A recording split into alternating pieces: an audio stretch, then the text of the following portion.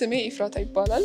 ሰባተኛ አማኑኤል ቤተክርስቲያን ውስጥ ነው ካፈለው። ስሜ ጸሎት ያዕቆብ ይባላል። ስሜ ኑሃሚን ይባላል።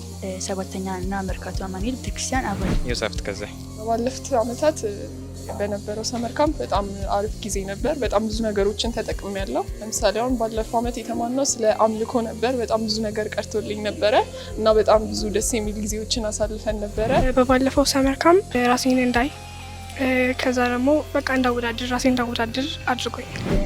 ብዙ ነገር ተጠቅሜያለሁ።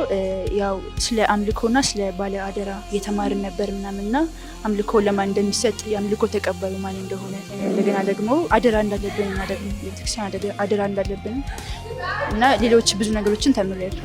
በባለፈው ሰመር ካምፕ በጣም ብዙ ነገር ተጠቅሜያለሁ። ስለ ባለ ራዕይነት ተምሬያለሁ። በብዙ ተጠቅሜያለሁ።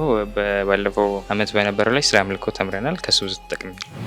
በቀጣዮቹ ደግሞ በፊቱ በተሻለ መልኩ በጣም ብዙ ነገሮችን እንጠብቃለሁ። ከባለፈው ዓመት የበለጠ ራሴን እንድቀይር ከጌታ ጋር ያለኝን ኮኔክሽን እንዲጨምር ከባለፉት ዓመታቶች የተሻለ እንደሚሆን ተስፋ አደርጋለሁ።